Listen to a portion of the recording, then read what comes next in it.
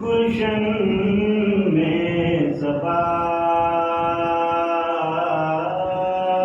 کو جستجو تیری ہے، بلبل کی زبان پر گفتگو تیری ہے، گلشن میں صبا کو ہر رنگ میں جلوے ہیں تیری قدرت کے،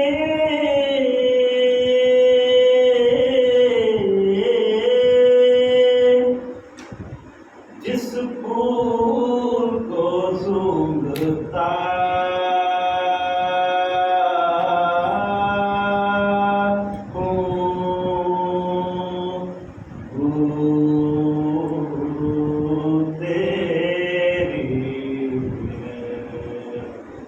گلشن میں صبا کو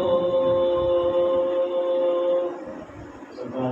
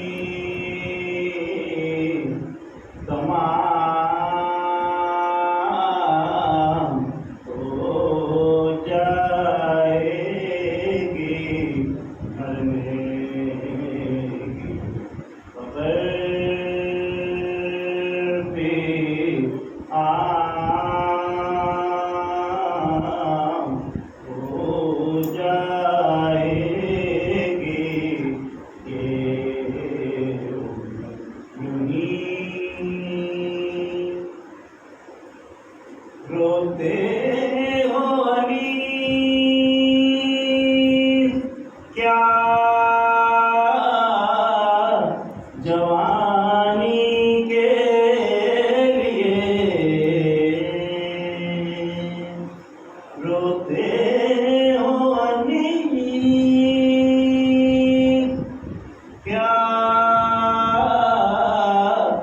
جوانی کے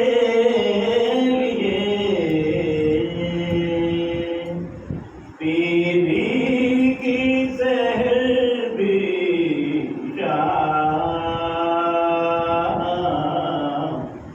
ہو جائے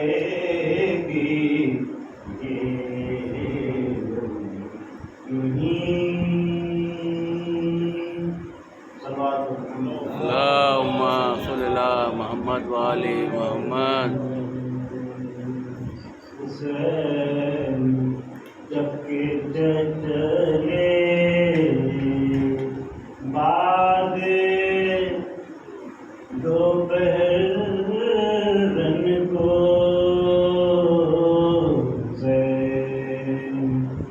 جب کہ چلے بعد دوپہر رن کو کوئی نہ تھا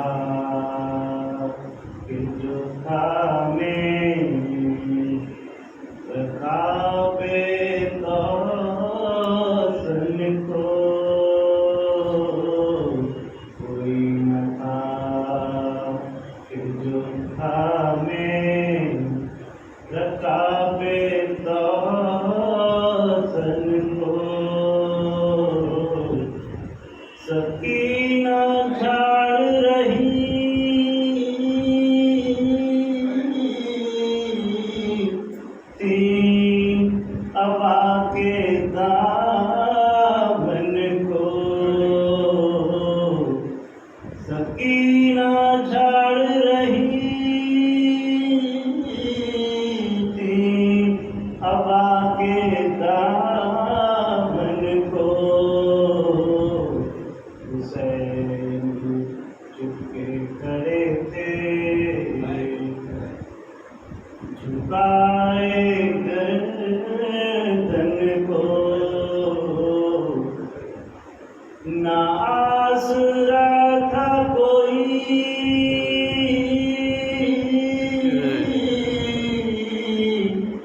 نہ آسرا تھا کوئی، شاہ کربلائی کو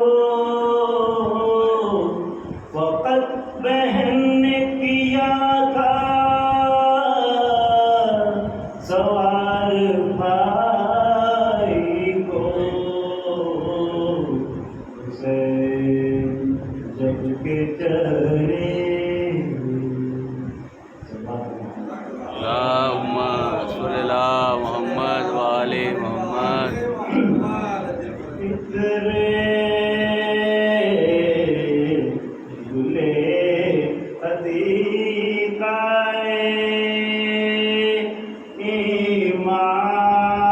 ایمان حسین ہے، اترے دلے عتیقائے ایمان حسین ہے، تازہ جس سے روح ریحان حسین ہے، زانو نبی کا رحل ہے قرآن حسین ہے، پیاسا ہوا شہید وہ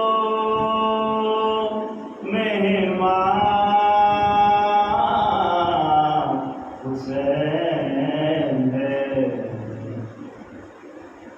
صحرائے کربلا میں ہوا کیا بری چلی، صحرائے کربلا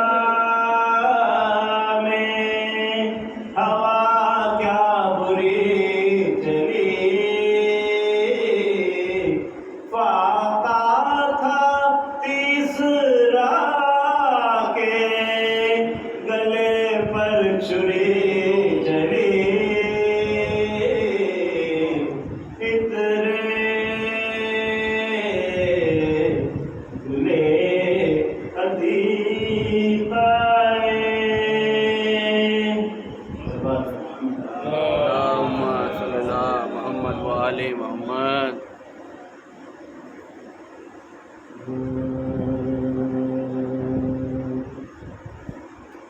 گئے تھے کئی دن کے گھر میں آب نہ تھا، گئے تھے کئی دن کے گھر میں آب نہ تھا، مگر حسین سے ساغر کو اضطراب نہ تھا، گئے تھے کئی دن کے گھر میں آب نہ تھا، بشار سے جو بچا میں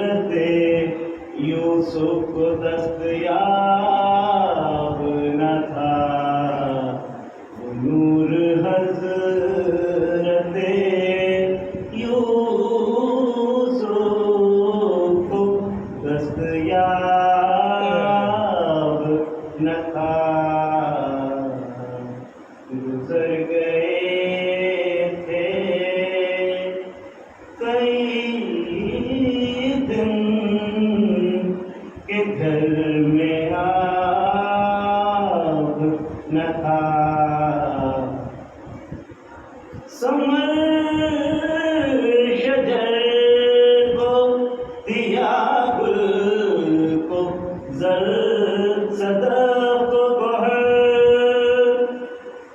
ثمر شجر کو دیا گل کو زر صدف کو گوہر وہ کون تھا کہ علی سے جو فیض یاب نہ تھا وہ کون تھا کہ علی سے جو فیض یاب نہ تھا گزر گئے تھے کئی دن کہ گھر میں آب نہ تھا فقط حسین کے بچوں پہ بند تھا پانی فقط حسین کے بچوں پہ بند تھا پانی بہت قریب تھی وہ نہر رہتے آب نہ تھا بہت قریب تھی وہ نہر رہتے آب نہ تھا گزر گئے تھے کئی دن کہ گھر میں آب نہ تھا ہوئے تھے خشک یہ صحرا کے نخل گرمی میں ہوئے تھے خشک یہ صحرا کے نخل گرمی میں تری کلی میں نہ تھی پھول میں گلاب نہ تھا تری کلی میں نہ تھی پھول میں گلاب نہ تھا گزر گئے تھے کئی دن کہ گھر میں آب نہ تھا یزید تخت پہ تھا اور تلے حسین کا سر یزید تخت پہ تھا اور تلے حسین کا سر الٹ گیا تھا زمانہ یہ انقلاب نہ تھا الٹ گیا تھا زمانہ یہ انقلاب نہ تھا گزر گئے تھے کئی دن کہ گھر میں آب نہ تھا فراق شاہ میں سورا کو نیند کیا آتی فراق شاہ میں سورا کو نیند کیا آتی وہ شب تھی کون سی جو اضطراب نہ تھا، گزر گئے تھے کئی دن کہ گھر میں آگ نہ تھا، تھی بنت علی اور کچھ حجاب نہ تھا، سر گئے تھے کئی دن کہ گھر میں آب نہ تھا، انیس عمر بسر کر دو خاک ساری میں، انیس عمر بسر کر دو خاک ساری میں، کہیں نہ یہ کہ غلام ابو طراب نہ تھا، کہیں نہ یہ کہ غلام ابو طراب نہ تھا، گزر گئے تھے کئی دن کہ گھر میں آب نہ تھا، مگر حسین سے صابر کو اضطراب نہ تھا، گزر گئے تھے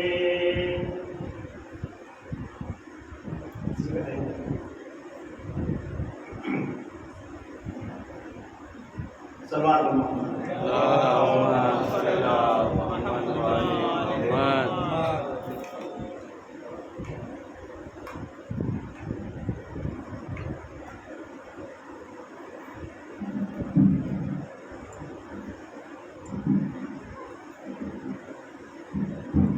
اس کے بعد میں جماعت سرور ظفر صلی اللہ علیہ وسلم کی وہ آئیں اور آگے پیشان کے نام دے ظفر.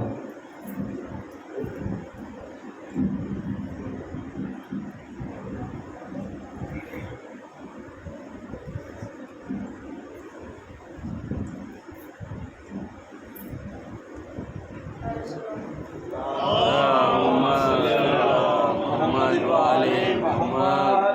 آئے بیمار کے ناتوافد، آئے بیمار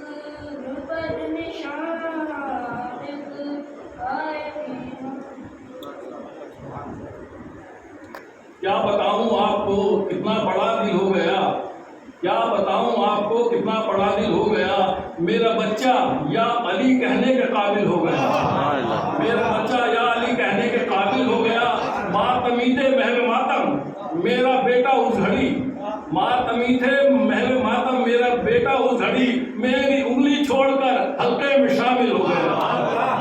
نعرہ سلطان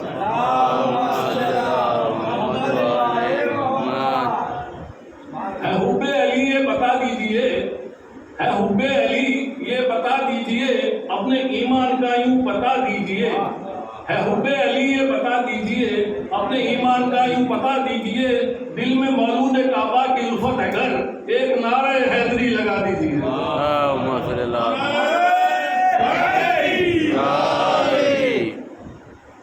ایک دو قدر ٹائم پابندی ہے۔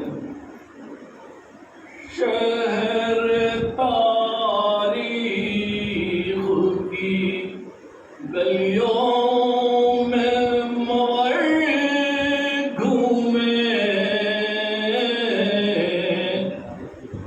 شہر تاریخ کی گلیوں میں مور گھومے، اور جو بھی لکھا ہے بالفاظ جلیل لکھا ہے، اور کیا ڈرائے گا زمانہ انہیں طوفانوں سے، جن کے سینے پہ حسین ابن علی لکھا ہے، جن کے سینے پہ نعرے سے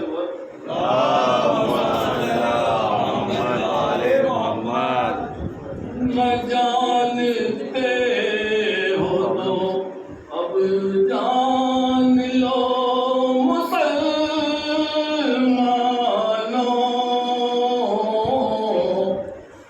نبی کے دین کی بقا تو حسین کہتے ہیں، اور خلاف بیعت فاسق جو کربلا میں اٹھی، ہم اس نہیں کی صدا کو حسین کہتے ہیں، ہم اس نہیں کی صدا کو حسین کہتے ہیں۔ نعرہ سلطان اللہم صلی اللہ محمد وعلی محمد۔ عشق شبیر میں جو لوگ بھی مر جاتے ہیں،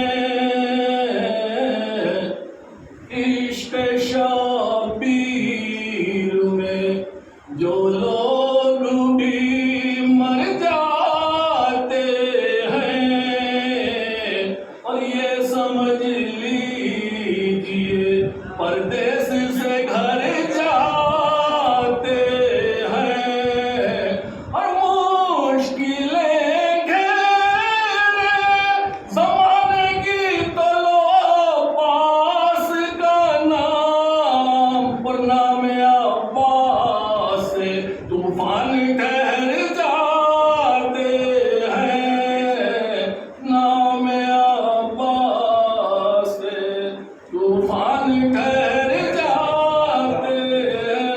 بہت بہت اللہم صلی اللہ محمد وعلی محمد۔ مولا کانا کچھ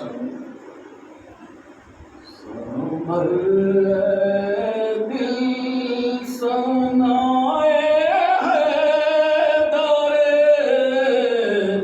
قرار ہو جائے، سنبھل دل سنائے حیدر،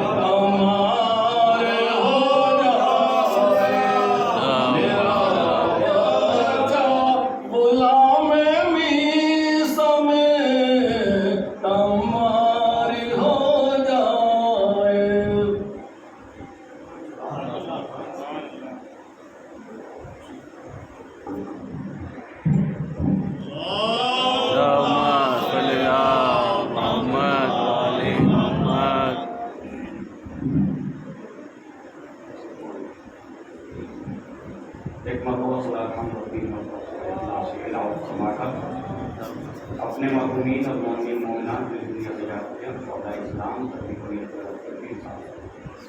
بسم اللہ.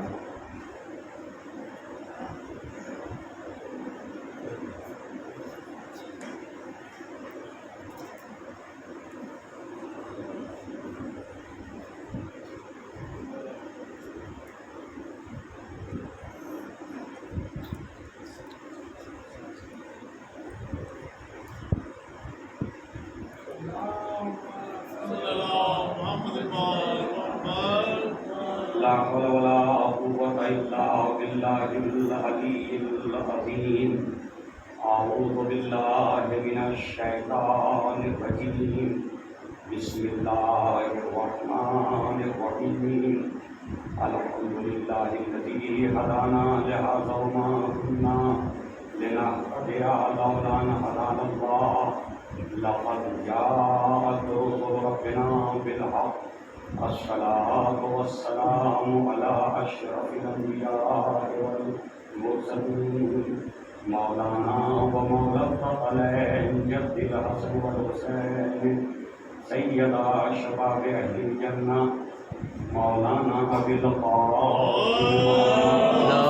صل على محمد وعلى محمد. والصلاة والسلام على أهل بيته الطيبين الطاهرين المعصومين المظلومين المنتجبين المنتخبين ولعنة الله على أعدائهم ومنكر فضائلهم وغاصب حقوقهم أجمعين من ليلتنا إلى قيام يوم الدين. أما بعد فقد قال إمام الحسين عليه الصلاة والسلام في وصيته لأخيه محمد بن الحنفية يا أخي إني لم أخرج شرا ولا قترا ولا مفسدا ولا ظالما انما خرجت لطلب الاصلاح في امه جدي رسول الله صلى الله عليه واله وسلم واريد ان امر بالمعروف وانهى عن المنكر واسير بسيره جدي وبسيره ابي علي بن ابي طالب.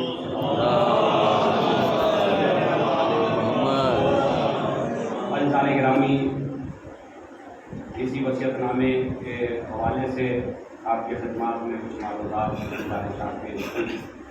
اور آج یہ ہماری چوتھی مجلس ہے، چوتھی نشست ہے، اور کل انشاءاللہ آخری مجلس ہوگی اس ہم سے. امام حسین علیہ السلام نے کربلا کے اہداف اور مقاصد کا تذکرہ اس وصیت نامے میں کی. بات امر بالمعروف اور نہی عن المنکر تک آئی تھی، لیکن مجھے معلوم ہے کہ میری گفتگو عام طور پر مومنین کی طبیعتوں اور مزاج کے خلاف ہے، وہ مجھے معلوم ہے. اور اس کی وجہ یہ ہے کہ اسلام بھی اور قرآن پورا لوگوں کی طبیعتوں کے خلاف نازل ہے.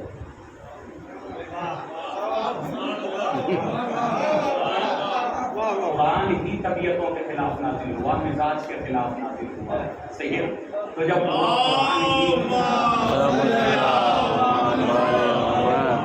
جب پورا قرآن اور اسلام ہی مزاج بشریت کے خلاف نازل ہوا تو بھائی میں کہاں سے وہ گفتگو لاؤں جو آپ کے مزاج کے مطابق ہو جائے. سلام پڑھے محمد والے محمد. بات تو جب ہے کہ آپ اسلام کو اپنے مزاج میں ڈھالنے کی کوشش نہ کریں، بلکہ اپنے آپ کو اپنے مزاج کو اسلام کے سانچے میں ڈالیں تو کوئی بات بنے. سلام پڑھے محمد والے محمد. مجبوری ہے کہ قرآن کہتا لعنت اللہ علی الکاذبین، ترجمہ کرتا ہوں تو کہیں پانی مرنے لگتا، کہیں نشے مل جاتا، پانی وہاں چلا جاتا ہے. صحیح ہے نا؟ قرآن کہتا ہے کہ لعنت اللہ علی القوم الظالمین، خدا جو ہے وہ ظالموں کے خلاف ہے. اب جو کہیں ظلم نظر آتا تو پانی وہاں چلا جاتا ہے تو مزاج کے خلاف ہو جاتا ہے. قرآن کہتا ہے کہ چوری نہیں کرنی چاہیے، اب جو چوری کرتا ہے وہ اس کے خلاف بات ہو جاتی ہے. قرآن کہتا ہے کہ زنا نہیں کرنا چاہیے، قرآن کہتا ہے کسی کی پراپرٹی کو غصب نہیں کرنا چاہیے. قرآن کہتا کسی کمزور کو نہیں ستانا چاہیے. قرآن کہتا نیکیوں میں آڑے نہیں آنا چاہیے، اگر کوئی نیک کام ہو رہا تو اس میں آڑے نہ آئیے. اب کیونکہ یہ ساری چیزیں کہیں اگر پائی جانے لگیں اور پانی وہیں چلا جائے اور سارا ترجمہ قرآن کا اسی کے اوپر مطابق ہو جائے تو بھلا اس میں تو پڑھنے والا کیا کرے؟ सवाल है कि पढ़ने वाला क्या करे। तो अज़ीज़ान गिरामी, कल की गुफ्तगू ये थी, लिहाजा मेरा अगर ये मिजाज वाक़ई अगर मैं खैबर उखाड़ने लगता, खंदक फतह करने लगता, मरहब को दोबारा मारता, खंदक को दोबारा मार के बताता, तो हम तो भाई इस मिंबर पे आने के बाद मरो हुए को मार रहे हैं, कत्ल हुए को कत्ल कर रहे हैं दोबारा। हज़ारों मरतबा मरहब मारा गया, लेकिन जो मेरी गली में मरहब घूम रहा वो आज तक नहीं मरा।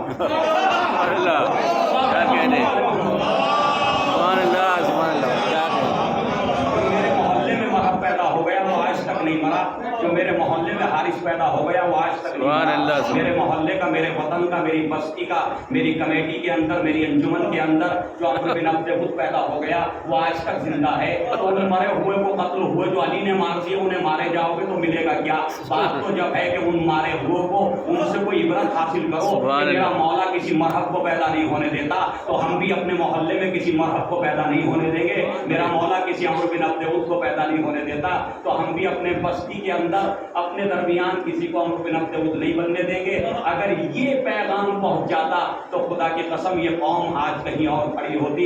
लेकिन ये है कि हमारी तो कोशिशें हैं कि जिन्हें अली ने मार दिया उन्हें मार लो, सही है। अपने दुश्मन और अपने दरमियान जो बुराइयां हैं उसे कोई मिटाने की कोशिश नहीं कर रहा। बस वो 1400 साल पुरानी जो बीमारियां थी रूहानी, उन पे गुफ्तगू हो रही है। अम्मा उन पे गुफ्तगू करके क्या मिलने वाला है? बात तो जब है कि वो नुस्खा अपने ऊपर भी तो अप्लाई करो।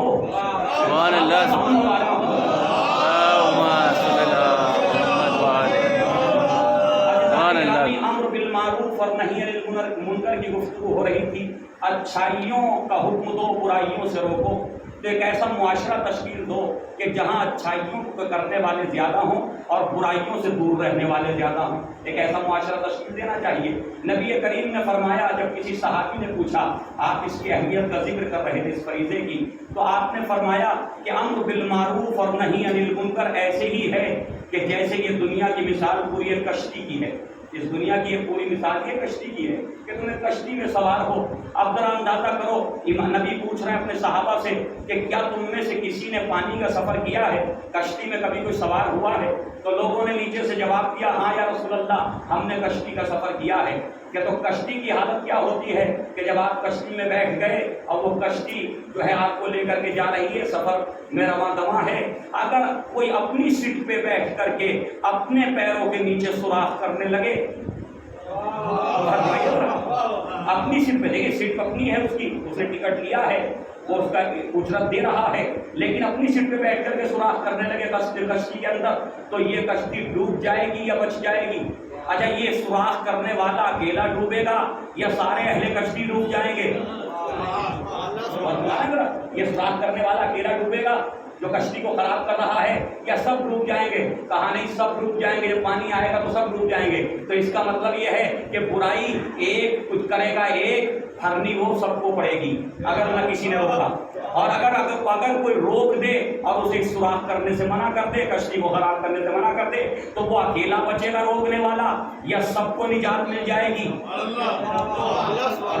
कहा कि सबको निजात मिल जाएगी। कहा बिल्कुल अम्र बिल मारूफ और नही अनिल मुनकर की मिसाल यही है कि अगर किसी बुराई करने वाले को पहले दिन रोक दिया गया तो पूरा मुआशरा बुराइयों से महफूज हो जाएगा, और अगर नहीं रोका गया तो वो इस घर से निकल के दूसरे घर में, दूसरे घर से निकल के तीसरे घर में, पूरा मुआशरे को जो है अपने चपेट में लेती चली जाएगी। सलात पढ़े मोहम्मद वाले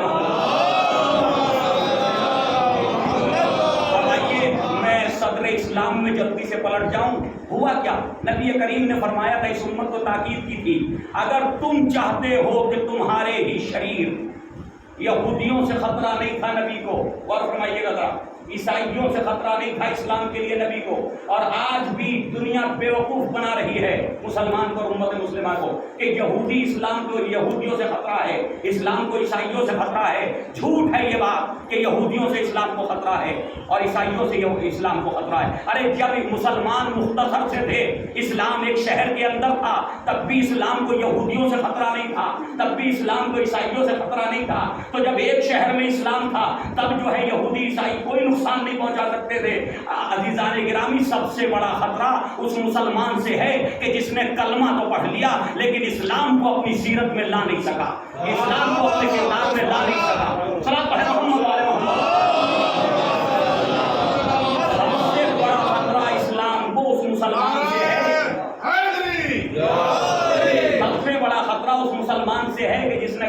زبان پہ جاری کر دیا، اشہدو ان لا الہ الا اللہ تو کہہ دیا، اشہدو ان محمد رسول اللہ تو کہہ دیا، قرآن کو تو سینے سے لگا لیا، تلاوت قرآن بھی کر لی، لیکن قرآن نے جو کہا اس کے اوپر عمل نہیں کیا۔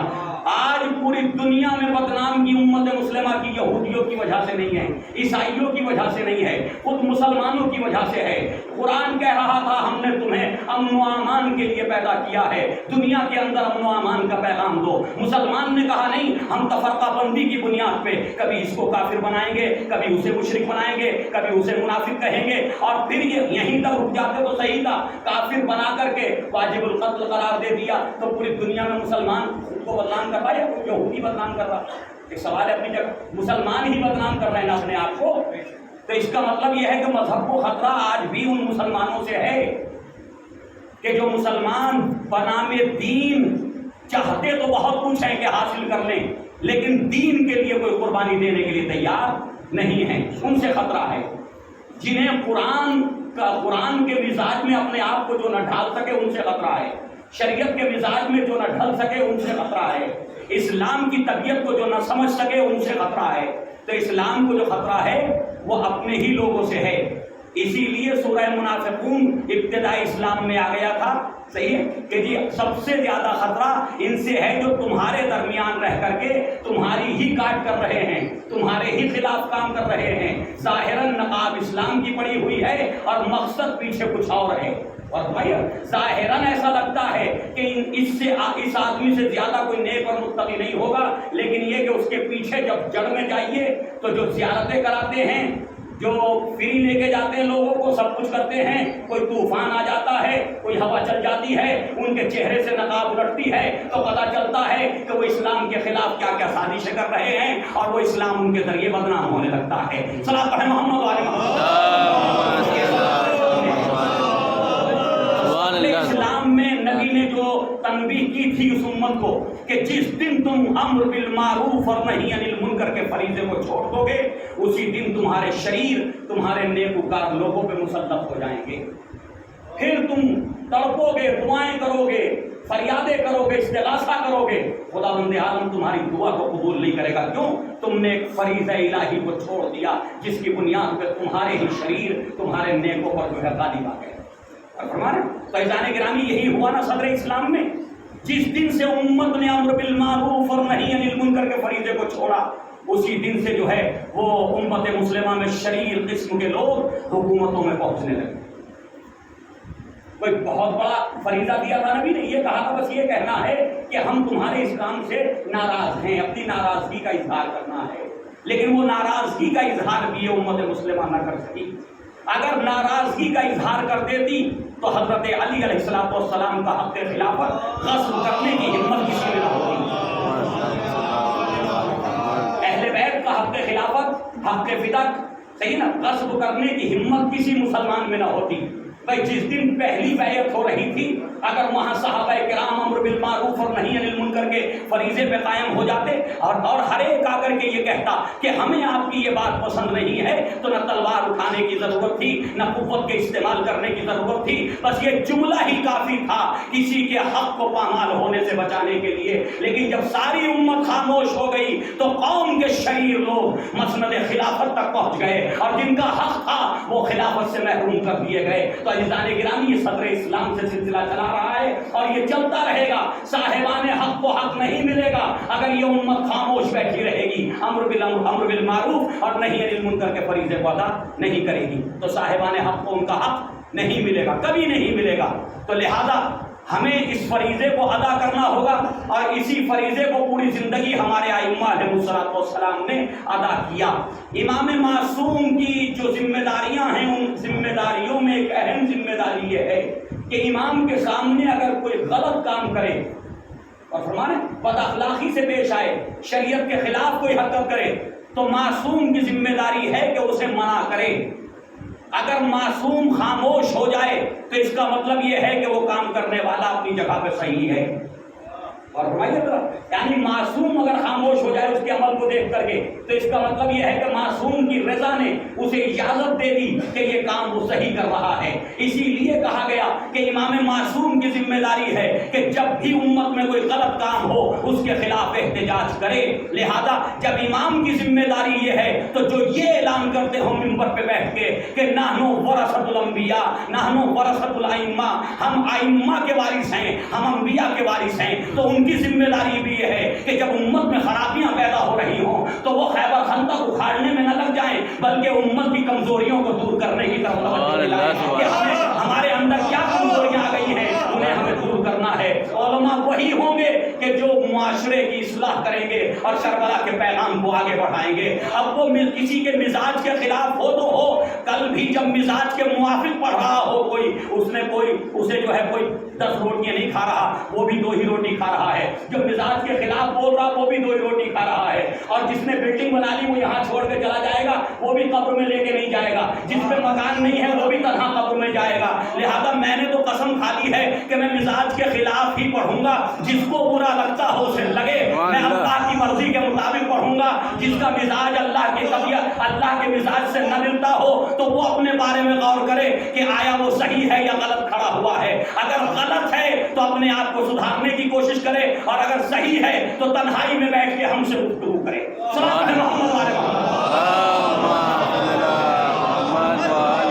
مجھے کسی سے ذاتی دشمنی نہیں ہے، یہ ممبر میں ذاتی دشمنیوں کے لیے استعمال نہیں کرتا، اور نہ مجھے کرنے کا حق ہے، کیونکہ یہ اہل بیت کا ممبر ہے، حضرت علی کا ممبر ہے۔ حضرت علی نے تو ان کے خلاف استعمال نہیں کیا جنہوں نے فقہ غصب کر لیا، ان کے خلاف استعمال نہیں کیا جنہوں نے خلافت کو غصب کر لیا۔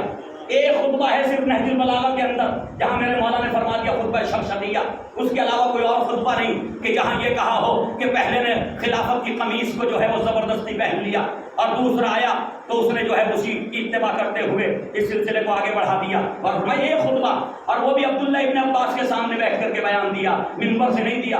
اور جب عبداللہ ابن عباس نے کہا فرزند اے علی امیر المومنین اور کچھ بیان فرمائیے، تو میرے مولا نے کہا کہ یہ شقا تھا، یہ تو بس ایک جذبات میں، اور فرمائیے نکل گئی جو بات بس نکل گیا، اس سے آگے میں کوئی کچھ کہنا نہیں چاہتا، سب کچھ اللہ کے یہاں حساب ہونا ہے۔ تو عزیزان گرامی، جو صاحب ممبر تھا اس نے اپنے مخالفین کے خلاف کبھی ممبر کا استعمال نہیں کیا، اور کبھی ممبر کا استعمال نہیں کیا، ہمیشہ امت کی اصلاح کے لیے ممبر کا استعمال ہوا۔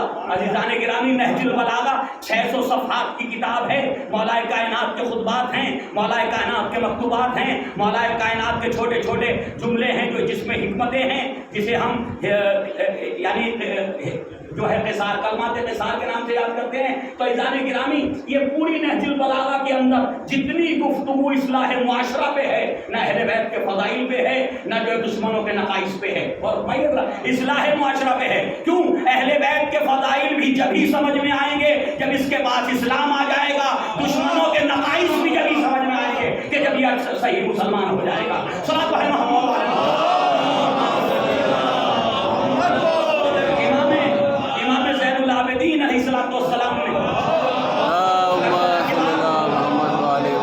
کربلا کے بعد جو امر بالمعروف اور نہی عن المنکر کے فریضے کو انجام دیا وہ آپ کے سامنے ہے کہ دعاؤں کا سہارا لیا، مناجاتوں کا سہارا لیا۔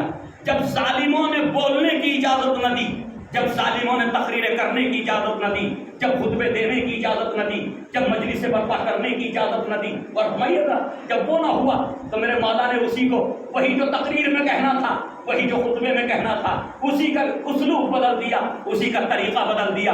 اب کون روکے گا کسی بندے کو اپنے رب سے بات کر رہا ہے، اپنے خالق سے گفتگو کر رہا ہے، اپنے رب سے مناجات کر رہا ہے؟ اب کس میں طاقت ہے؟ کتنا ہی بڑا ظالم و جابر کیوں نہ ہو، وہ یہ نہیں کہہ سکتا تم اپنے رب سے کیوں گفتگو کر رہے ہو۔ میرے مولا نے جب پابندیاں لگ گئیں تو میرے مولا نے دعاؤں کا سہارا لیا، مناجاتوں کا سہارا لیا۔ ان دعاؤں میں پیچھے ظالم بیٹھا، آگے امام بیٹھے، فرما رہے میرے معبود، تیرے خلفاء، تیرے امنا، تیرے ورثاء جن کے حوالے تو نے دین کیا تھا، صحیح نا، آج ان کا وہ دین جو ہے وہ لوگ مقہور ہو گئے، وہ لوگ جو ہے مغلوب بنا دیے گئے، اور ایسے لوگوں نے حکومتوں پہ قبضے کر لیے کہ جن کے اندر حکومتوں کی صلاحیت نہیں تھی۔ تو عزیزان گرامی، کس کو کہہ رہے ہیں؟ انہی کو کہہ رہے ہیں، اور وہی پیچھے بیٹھے آرام سے سن رہے ہیں۔ کیوں؟ اس لیے کہ اب تقریر نہیں ہے، خطبہ نہیں ہے، رب سے مناجات ہو رہی ہے۔ امام نے کہا ہم امر بالمعروف نہیں عن المنکر کے فریضے کو اگر کربلا کے بعد بھی نہیں روک سکتے اور ہم ظالم کو ظالم کہتے ہیں، مظلوم کو مظلوم کہتے ہیں، تو پھر ہمارے چاہنے والوں کی ذمہ داری ہے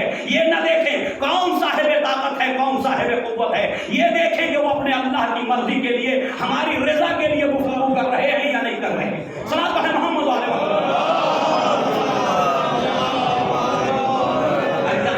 دعاؤں کا سہارا، امام نے دعاؤں کا سہارا لے لیا، اور دعاؤں کا اتنا بڑا خزانہ آج امت کے پاس موجود ہے۔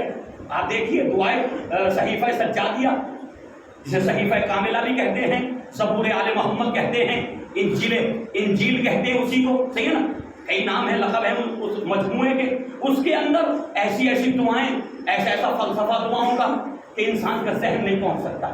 فرمان کہتے ہیں میرے معبود میں کچھ تیری بارگاہ میں طلب کرنے کو، ذرا سوچئے گا اس پہلو پر بھی، ہم تو روز طلب کرتے ہیں نا، روز دعائیں مانگتے ہیں، آئمہ بھی مانگتے تھے، لیکن یہ کہ ہم میں اور ان کے مانگنے کا فرق تھا، اور ان کی طلب کا اور ہماری طلب میں فرق ہے زمین آسمان کا۔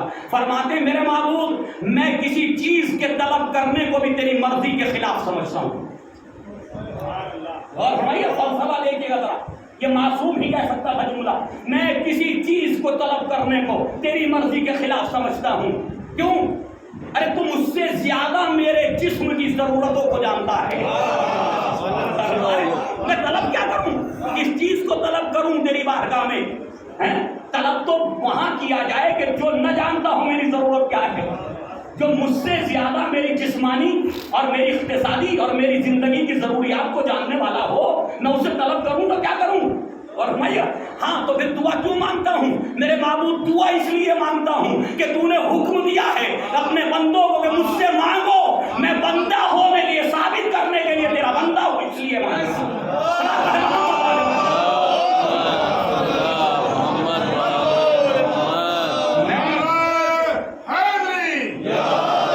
ثبوت دینے کے لیے کہ میں تیرا بندہ ہوں، تو میرا رب ہے، اس لیے مانگ رہا ہوں۔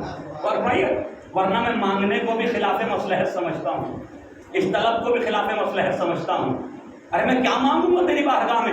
تو تو جانتا ہے خون کی روانی کی رفتار کیا ہونی چاہیے، تجھے معلوم ہے دل کی دھڑکنوں کی رفتار کیا ہونی چاہیے، تجھے معلوم ہے میری ان رگوں کے اندر خون کیسا ہو کہ جس سے میں زندہ رہ سکوں، یہ مجھے کیا پتا۔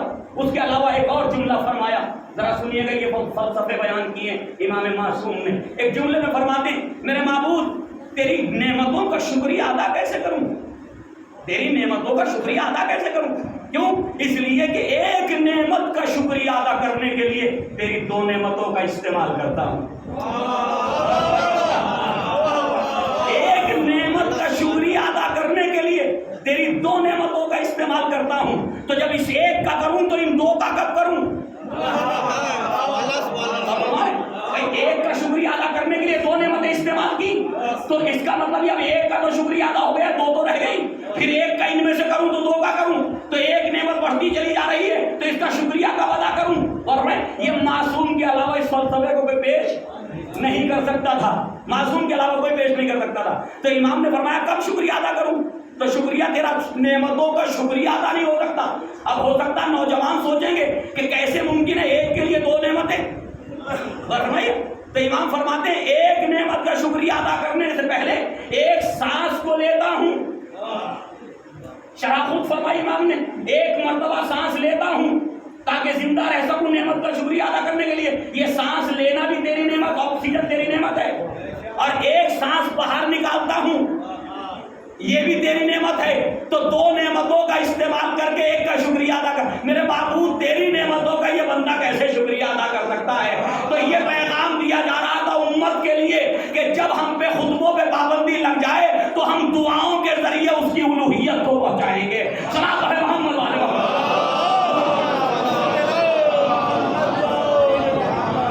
ہم دعاؤں کے ذریعے اس کی الوہیت کو پہنچائیں گے، اس کے پیغام کو پہنچائیں گے، تو دعاؤں کے ذریعے، مناجاتوں کے ذریعے۔ لیکن عزیزان گرامی اس قوم کا ایک المیہ رہا، اس فرقے کا ایک المیہ رہا، یوں تو سارے ہی فرقوں کا رہا، لیکن سارے فرقوں کے المیہ میں مجھے شکایت نہیں ہے، کیوں؟ ان کے یہاں کوئی معصوم آئیڈیل نہیں تھا۔ اور فرمائیے نا جن کے پاس کوئی معصوم رہبر نہ ہو، معصوم لیڈر نہ ہو، معصوم آئیڈیل نہ ہو، ان سے کیا شکایت ہے اگر وہ برے ہو جائیں؟ ان سے کیا شکایت ہے وہ گمراہ ہو جائیں؟ بات تو وہاں ہے کہ جہاں ہر دور میں کوئی نہ کوئی معصوم ہادی موجود ہو، معصوم ہادی موجود ہو، اور اس کے بعد قوم میں جو ہے وہ تفرقے ہو جائیں، قوم میں جماعتیں بن جائیں، فرقہ فرقوں میں بٹنے لگے ہیں، تو وہاں تعجب کی بات ہے۔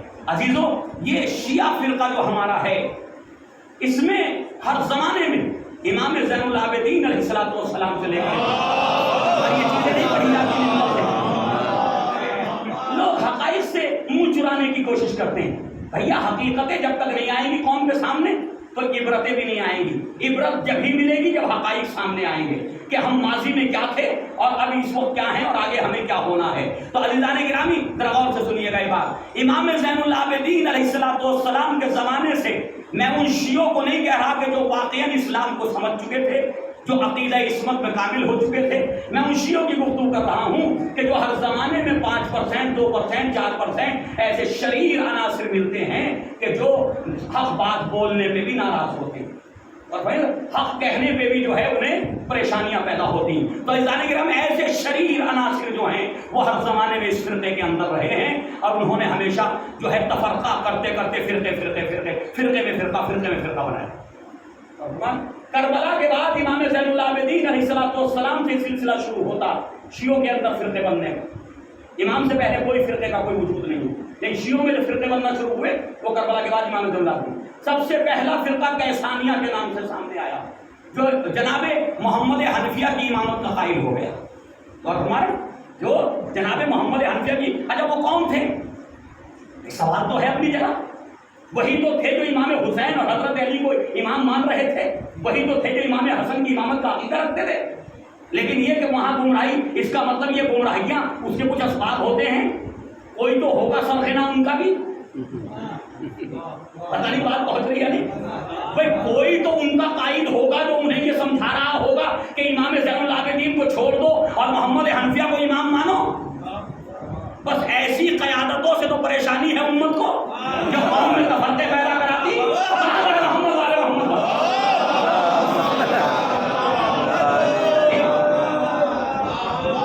10-20-50 آدمی کوئی ایک الگ الگ تو سوچ کے فرقے سے نہیں نکل گئے، الگ الگ سوچ کے تو نہیں نکل گئے۔ میری سوچ کہتی نہیں، کوئی تو قائد تھا ان کا، اب اس نے انہیں نکال دیا، جماعت سے ایک الگ چھوٹی سی جماعت بنا دی۔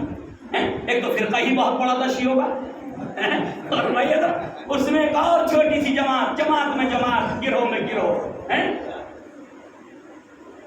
ارے کیا کہیے گا اس قائد کے بارے میں جس نے چھوٹی سی جماعت کو توڑ کر کے ایک اور جماعت بنا دی؟ کیا کہیے گا جس نے ایک پلیٹ فارم پہ جمع نہ رہنے دیا سب کو؟ تو سب کہیں گے نا غلط کیا۔ اچھا آج بھی اگر کوئی قائد وہی کام کرنے لگے، بس اشارہ کافی ہے، پھر اس سے زیادہ ہوگا تو طبیعتوں میں باہر ہونے لگے گا۔ صلاۃ علی محمد والے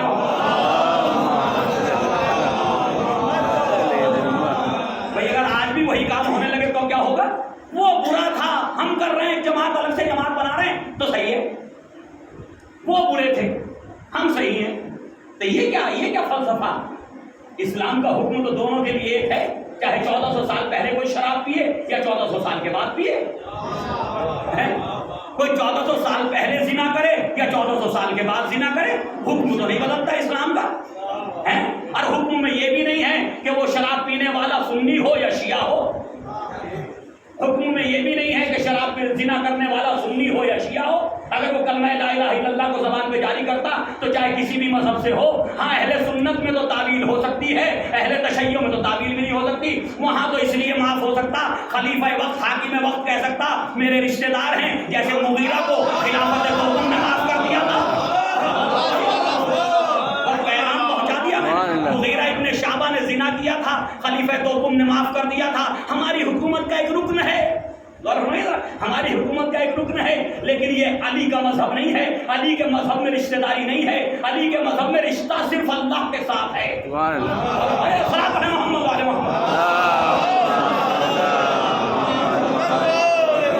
اہل بیت علیہم السلام کے مذہب میں رشتہ داری ائمہ کے ساتھ نہیں ہے، رشتہ داری اللہ کے ساتھ ہے، رشتہ نسبت اللہ کے ساتھ ہے۔ اگر اللہ کے ساتھ صحیح ہو تو اچھی بات ہے، اور دی سزا یا نہیں دی، وہاں گواہی دینا چاہتا تھا. خلیفہ دوم نے یہ جملے کہہ دیے. اس کے جیسے ہی وہ آیا سامنے مجلس میں, صحابہ کرام موجود تھے, کہا کہ یہ جو شخص آ رہا ہے یہ کسی مومن کو رسوا نہیں ہونے دے گا. تو کیا حاکم وقت کے اس جملے سے اس کی سمجھ میں نہیں آیا کہ حاکم وقت کیا چاہتا ہے؟ یعنی مغیرہ کو بچانے کے لیے اسلام کو پامال کر دیا, قرآن کو پامال کر دیا. اور فرمائیے ذرا, مغیرہ ابن شعبہ کو بچانے کے لیے تاکہ حد جاری نہ ہو, اسلام اور قرآن کو پامال کر دیا. لیکن میرے مولا نے اسود کو پتا چلا, ایک شخص تھا اسود, پتا چلا چوری کی ہے, خود آیا, کوئی گواہ نہیں آئے, کوئی پکڑ کے نہیں لایا, پولیس نہیں گئی تھی. کہا کہ اسود تم نے کیوں چوری کی؟ کہا مولا مجھے پاک کر دیجئے, مجھ سے چوری ہو گئی. کہا پریشان تھے, بچے بھوکے تھے. کہا کچھ بھی نہیں. کسی کا قرضہ تھا؟ کہا نہیں. کوئی پریشانی تھی؟ کہا کچھ بھی نہیں تھا, ایسی ہو گئی. تو پھر تو سزا جاری ہوگی. چاہنے والا تھا مولا آپ بھی معاف کر دو. ادھر چاہنے والے معاف ہو رہے ہیں, آپ بھی ایک کو معاف کر دو. اس نے تو بہت چھوٹا جرم کیا, چوری تو کی ہے, 2-4 درہم کی, اسے معاف کر دو.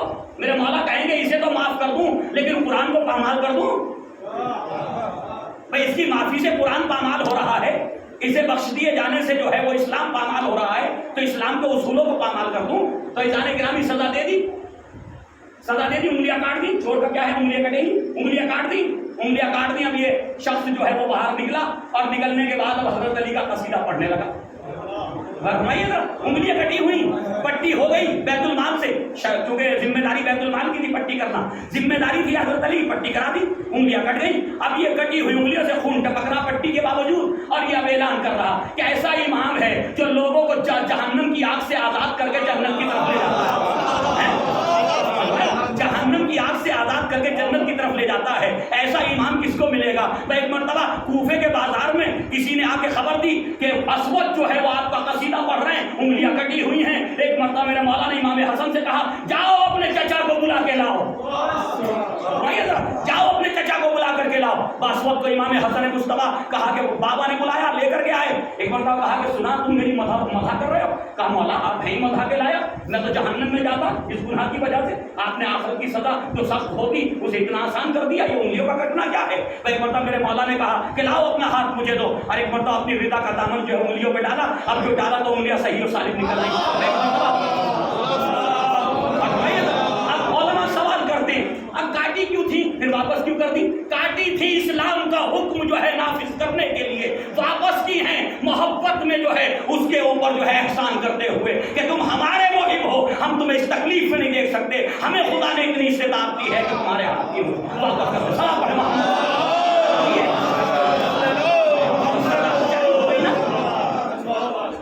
سزا تو جاری ہو گئی نا, سزا میں تو کبھی نہیں کی. یہ ہے اسلام. ایک بار سب مل کے صلوات پڑھے محمد.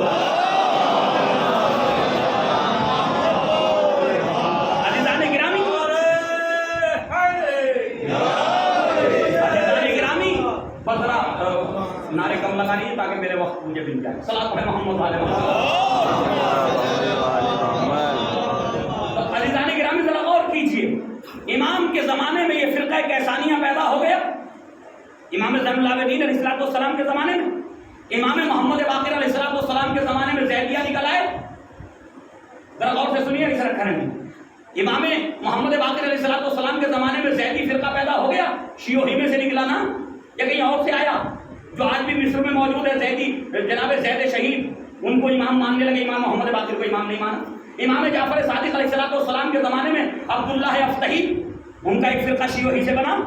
پھر امام جعفر صادق علیہ السلام ہی کے فوراً بعد اسماعیلی فرقہ سامنے آ گیا. اسماعیلی فرقہ جو آج بھی شیش امامی کہلاتے ہیں, چھٹے امام تک ہمارے ساتھ ہیں, 7ویں امام سے الگ ہو گئے, اسماعیلی فرقہ بن گیا. جناب اسماعیل کو امام مانا, امام موسی کاظم کو امام نہیں مانا. تو یہ سلسلے چلتے رہے نا. تو اس کا مطلب یہ ہے کہ جو شیعہ جو ہیں وہ عقلوں میں مکمل نہیں ہو پاتے ہیں نا, وہ ہر جگہ فرقے بناتے ہیں معصوموں کی موجودگی میں. اور کیجیے گا ذرا, معصوم قائد کے ہوتے ہوئے جب عقل مکمل نہ ہو سکے, یا یوں کہوں شیطانیت کسی پہ سوار ہو جائے, تو وہ قوم کو توڑ کے ایک نئی جماعت بناتا ہے. اب جو بھی اس قوم میں جماعتیں پیدا کر رہا ہے,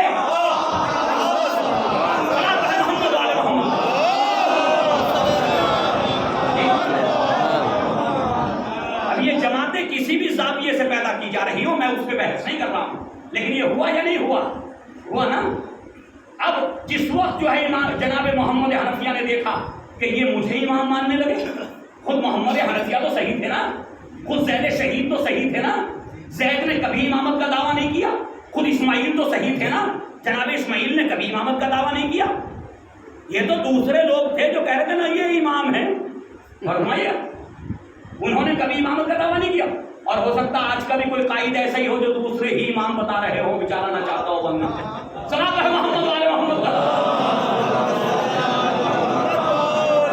ایک بار اور بات کرنے مل کر عزیزان گرامی، اب جو ہے وہ امام نے محمد حنفیہ نے ایک بہترین طریقہ نکالا۔ امام زین العابدین علیہ السلام کی خدمت میں حاضر ہوئے، حاضر ہونے کا بعد کہا فرزند رسول مجھے معلوم ہے آپ ہیں امام، میں آپ کا تابع ہوں، میرا عقیدہ تو یہ ہے، کیوں مجھے معلوم ہے کہ امامت میں اس حدیث میں جو نبی کریم نے بیان فرمائی ہے اس میں میرا نام نہیں ہے، چوتھے نمبر پہ آپ کا نام ہے، پانچویں پہ آپ کے بیٹے محمد باقر کا نام ہے، لیکن فرزند رسول میرے آقا میرے سید و سردار میں کروں کیا؟ ان لوگوں کو کیسے سمجھاؤں؟ امام نے کہا تم ایک کام کرو محمد حنفیہ، ان سے کہو کہ اگر تم مجھے امام مانتے ہو، ہاں ظاہری جھگڑا دکھاؤ ان کے سامنے، مجھ سے ظاہری نزاع دکھاؤ، ظاہری نزاع دکھائی، اختلاف دکھایا کہ ہاں میں امام ہوں، دعویٰ کیا ہاں میں امام ہوں، سمجھ اپنے چاہنے والوں سے کہا تم صحیح کہتے ہو، آخر میں یہ طے پایا کہ جس کی امامت کی گواہی حجر اسود دے دے، اور کوئی راستہ نہیں تھا ان کو راہ راست پہ لانے کا، اور کوئی راستہ نہیں تھا ان کو راہ راست پہ لانے کا، لہذا ایک ظاہری اختلاف دکھا کر کے محمد حنفیہ نے امام کے طریقے پہ عمل کیا، کہا کہ فرزند رسول میں حاضر ہوں، جیسے آپ کہیں میں تو آپ کے حکم کا تابع ہوں، کہیں لے آؤ حجر اسود تک۔ بھائی مرتبہ محمد حنفیہ آگے بڑھے، آگے بڑھنے کے بعد کہا اے حجر اسود تجھ پر میرا سلام ہو، تو جنت کا پتھر ہے، تو اگر چاہے تو بول بھی سکتا ہے، تو کیا میں امام نہیں ہوں؟ ان لوگوں کے سامنے میری امامت کی گواہی دے۔ ظاہراً ایسا لگا کہ جیسے دعوے دار امامت ہے محمد حنفیہ، ہے نہیں؟ جیسے دعوے دار امامت ہے محمد حنفیہ، چاہنے والوں کو بھی ایسا لگا کہ ہاں ہمارے سپورٹ ہو رہا ہے محمد کی طرف سے۔ ایک مرتبہ ادھر سے کوئی آواز نہ آئی، سید سجاد نے کہا کیا میں بھی سوال کروں حجر اسود سے؟ جواب آیا ہاں فرزند رسول آپ آگے بڑھیے۔ اب امام کو محمد تو چاہتے ہی تھے، محمد تو چاہتے ہی تھے۔ بھائی ایک مرتبہ امام زین العابدین آگے بڑھے، آگے بڑھنے کے بعد کہا اے حجر اسود میں اللہ کی طرف سے منتخب امام ہوں، ہادی ہوں، کیا تو اس بات کی گواہی دیتا؟ ادھر سے آواز آئی ہاں یا ابن رسول اللہ آپ امام وقت ہیں۔ بس جیسے ہی قوم کے جو مختلف لوگ تھے، جیسے ہی انہوں نے یہ سنا فوراً محمد حنفیہ نے کہا اب تم مجھے معاف کرو، میں امام وقت نہیں ہوں، حجر اسود نے گواہی دے دی ہے میرا بھتیجا امام وقت ہے۔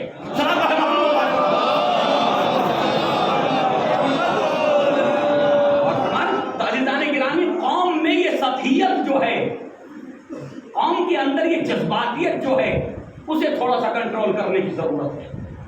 کہ قرآن کی کسی آیت کو پڑھیے، اسلام کے کسی حکم کو پڑھیے، آدمی سوچتا میرے خلاف گفتگو ہو رہی، آپ کے خلاف یہ آپ کہاں سے آ گئے؟ اس میں ایک سوال ہے، اس میں آپ آئے کہاں سے؟ آپ کو کیسے یہ پیغام پہنچا ان جملوں سے کہ میرے خلاف بولا جا رہا ممبر پہ؟ اس کا مطلب یہ ہے کہ آپ خود معترف ہو رہے ہیں کہ آپ کے اندر وہ چیزیں ہیں، آپ خود اس بات کا کہیں نہ کہیں اعتراف کر رہے ہیں کہ آپ کے اندر وہ باتیں ہیں جو بولی جا رہی ممبر پہ، ورنہ آپ خاموش رہتے تو کسی کو پتہ بھی نہیں چلتا، اپنے آپ کو سنوارنے کی کوشش کرتے، صحیح ہے نا؟ تو کتنا اچھا ہوتا۔ فیضان گرامی یہ شکایتیں مجھے ہر اشرے میں ملتی ہیں، بڑی پریشانی میرے مزاج کے ساتھ، صحیح ہے، میرے مزاج کے ساتھ یہ بڑی پریشانی ہر اشرے میں ملتی ہے مجھے شکایت، یہیں کی بات نہیں ہے، یہاں سے تو خیر میں یہاں تو معطوف ہوں۔ صلاۃ ہے محمد والے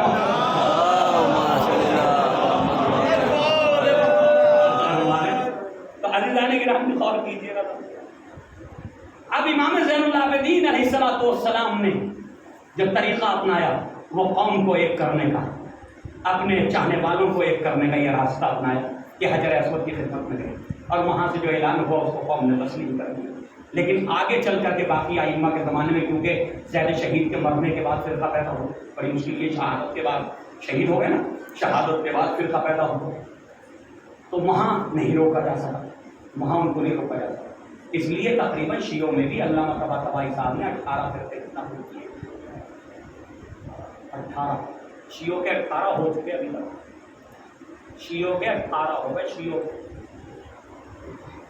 اسماعیلی بھی شیعہ ہیں, زیدی بھی شیعہ ہیں, اور وہ بھی شیعہ کہلاتے ہیں, علوی بھی شیعہ ہیں, نصیری جنہیں کہتے ہیں وہ بھی شیعوں کا فرقہ, افتحی بھی شیعہ تھے, نظاریہ تھے, اور بہت سے. تو 18 ٹوٹل ناموں کے ساتھ, ان کی کیفیتوں کے ساتھ کب تک کون سا فرقہ پیدا ہوا, 18 فرقوں کے نام لکھ دیے. علامہ طباطبائی نے بھی 10 سال 15 سال پہلے کی بات کتاب لکھی ہے. صاحب میزان جو تفسیر ہے فلسفی تھے, تو انہوں نے 18 فرقے لکھ دیے. اب مجھے انصاف سے بتاؤ, اگر روایات میں یہ آئے کہ یا علی انت و شیعتک الفائزون, علی آپ اور آپ کے شیعہ جو ہیں وہ کامیاب ہوئے, تو ان 18 میں کون سے والے کامیاب ہوئے؟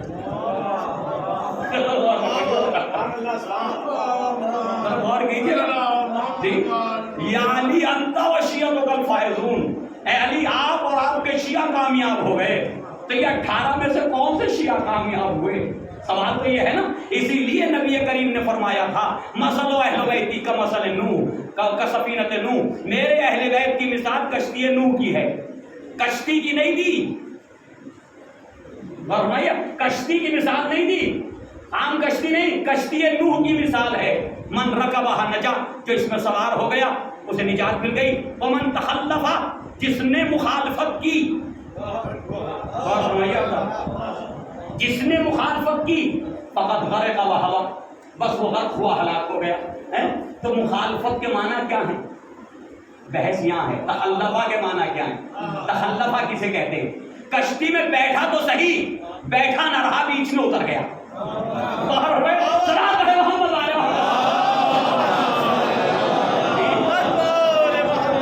کشتی میں بیٹھا نہ رہا, بیچ میں اتر گیا, تو مخالف ہوا کشتی کا یا نہیں؟ جی کشتی کا مخالف ہوا یا نہیں ہوا؟ اچھا کشتی میں جب آپ بیٹھ گئے تو بیٹھنے کے بعد آپ کی کوئی حرکت ہے اپنی, آپ کا کوئی اختیار ہے اپنا کہ کدھر چلنا چاہتے ہیں؟ سمتیں آپ طے کریں گے یا کشتی طے کرے گی؟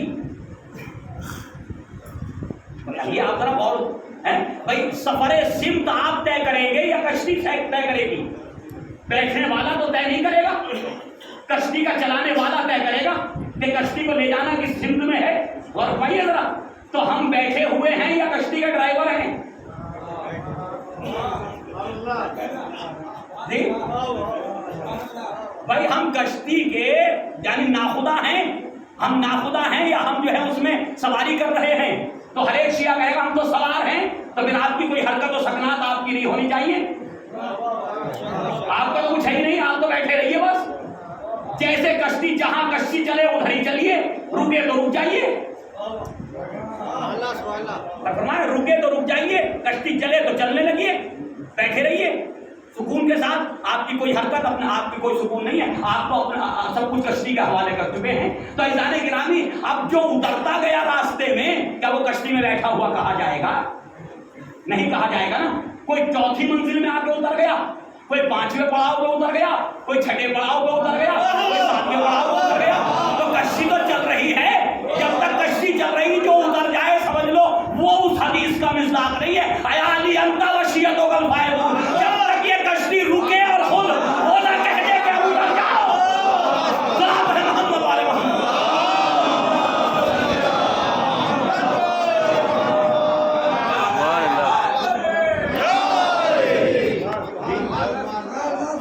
آپ کون ہوتے ہیں کشتی کا سفر طے کر, سمتیں طے کرنے والے, کہ کشتی کو جانا کہاں چاہیے, کشتی کو چلنا کیسے چاہیے؟ ہاں اب 2 طرح کے لوگ موجود ہیں. ایک کشتی میں بیٹھے ہیں, ایک کشتی کے بعد سمندر کے کنارے پہ کھڑے ہیں. ایک کشتی میں بیٹھ گئے, ایک کشتی کے باہر سمندر کے کنارے پہ کھڑے. اب اچانک کشتی بہت خوبصورت. اچھا یہ فطرت انسانی, جب کوئی خوبصورت چیز دیکھتا تو سبحان اللہ کہتا, ہوتا یا نہیں ہوتا؟ جی اس میں کوئی دین سے تعلق نہیں ہے, تعریف خود بخود ذہن سے نکل آتی ہے. جب کوئی خوبصورتی دیکھتے ہیں آپ, ایک اچھا قلم آپ کو نظر آیا, میں کیا پین بنا, یہی تو تعریف ہے. جی اسی کو جب آپ عربی میں کہتے تو سبحان اللہ ہو جاتا. وہ صلاۃ علی محمد والے محمد. اب یہ فطرت کا تقاضا کہ حسن و جمال کسی چیز کے کمال کو دیکھ کر کے اگر ذہن صحیح ہے تو وہ تعریف کرے گا. بس ذہن کی سلامتی کی دلیل ہے، کسی حسن کی تعریف کرنا، اس سے زیادہ نہیں۔ پتہ نہیں بات پہنچی یا نہیں؟ ذہن کے سلامتی کی دلیل ہے بس کسی کی تعریف کرنا کہ ذہن صحیح ہے آپ کا، عقل سلیم ہے آپ کے پاس، تو اس سے زیادہ کی ضرورت ہے وہ نہیں ہے دلیل۔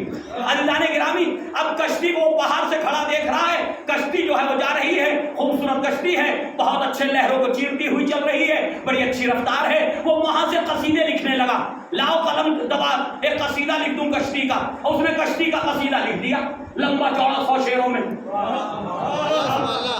100 شعروں کا قصیدہ لکھ دیا۔ بتائیے یہ کشتی میں بیٹھا ہے یا کشتی کے باہر ہے؟ جی، یہ قصیدہ لکھنے والا بغیر کشتی میں بیٹھے قصیدہ لکھ رہا، تو کیا آپ کیا کہیں گے، یہ کامیاب ہوگا یا نہیں؟ جی، یہ تو باہر ہے نا، نبی نے تو کہا جو بیٹھ جائے وہ کامیاب ہے، جو کشتی کے حوالے کر دے۔ یہ باہر کھڑے ہو کے قصیدہ لکھ رہا، تو اس کی کامیابی کی کوئی دلیل ہے؟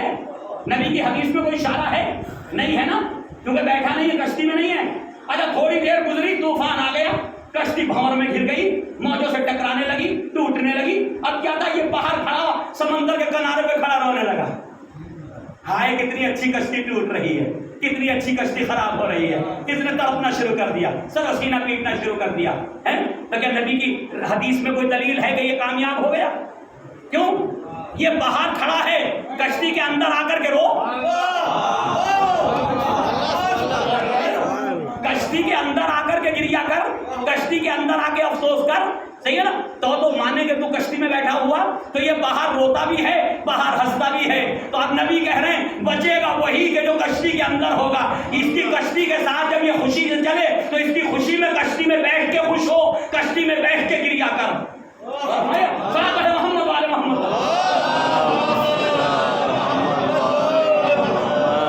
اب جو کشتی کے باہر کھڑے ہیں وہ سوچیں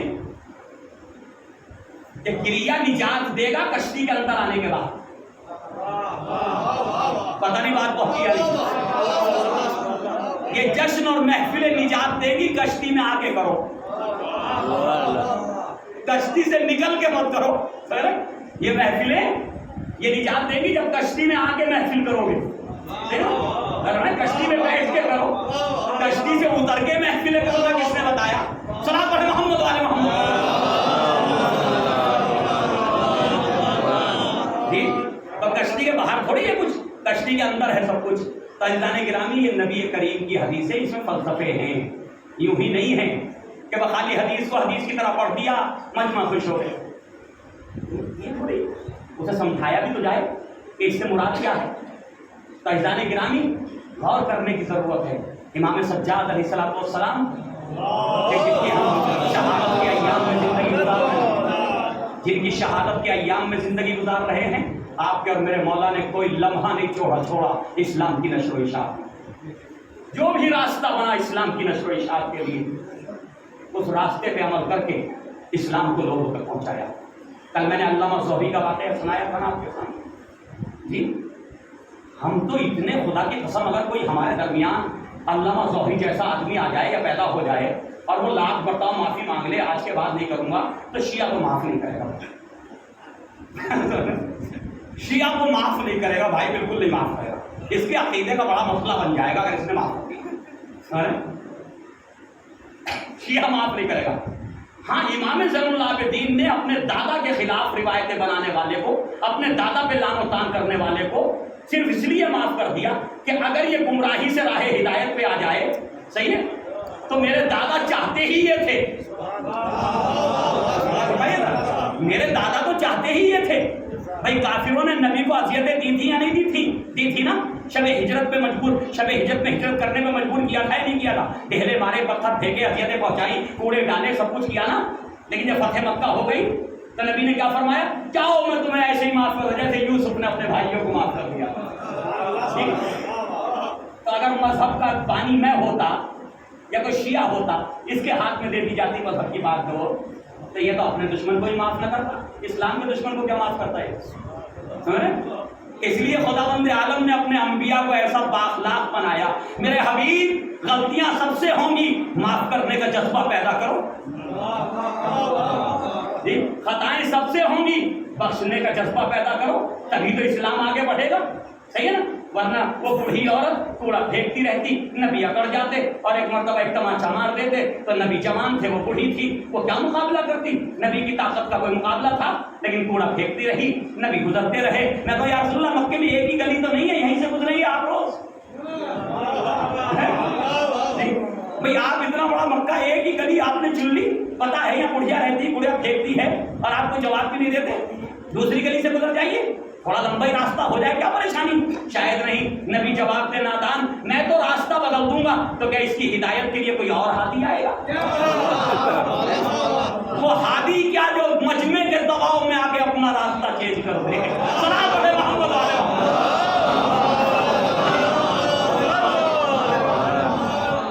ہم راستے چینج کرنے کے لیے نہیں آئے، ہم تو راستے چینج کرانے کے لیے آئے کہ تم اپنے راستے چینج کرو. ہے نہیں؟ ہم کیوں اپنا راستہ چینج کریں بھائی؟ اگر ہم جہاں غلط ہیں وہاں ہم معافی مانگ لیں گے. کل 10 منٹ زیادہ ہو گئے تو میں نے معذرت کر لی تھی، آج بھی 10 منٹ اگر زیادہ ہوں گے پھر معافی مانگ لوں گا بھائی، اور کیا اس کی بات ہے.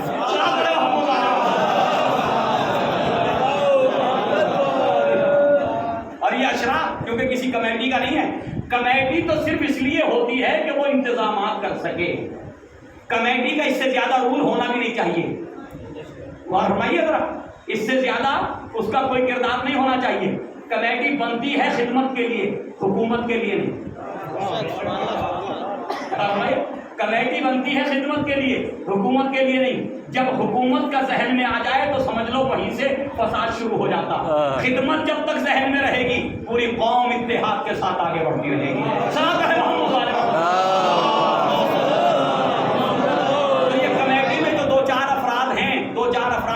ہو سکے 10-20 بھی ہوں، لیکن میرے سامنے 2-4 ہی ہیں. میں نے بھی آج تک نہیں پوچھا کمیٹی کیسے کیسے بنی. صحیح ہے نا؟ تو یہ کمیٹی جو ہے آپ کی، یہ اشرا نہیں کرا رہی بھائی، کمیٹی کا اشرا نہیں ہے. کل ایک اور مسٹیک ہو گئی تھی، اسے بھی یہاں اشارہ کر دوں، کیونکہ طاہر صاحب جو ہے کمیٹی میں اس وقت تھوڑا سا ایک متحرک ممبر ہیں، اور ہمارے شہوار بھائی اور دوسرے حضرات، اس لیے ان کا نام وقت کی وجہ سے لے دیا تھا، کوئی تعریف یا مدح میں نہیں لیا تھا. اور میں ممبر سے سوائے اہل بیت کے کسی کی مدح نہیں کرتا. کوئی کروڑپتی ہوگا اپنے گھر میں، کسی کی مدح نہیں کرتا، نہ کسی کو متوجہ کرتا ہوں کہ آپ سنیے آپ سنیے آپ سنیے. ارے کوئی کیوں، میں کسی کو کیوں متوجہ کروں؟ آپ بھی انجینئر ہے، وہ بھی انجینئر ہے، نہ اسلام آپ جانتے نہ وہ جانتے، تو آپ کو کیا سناؤں؟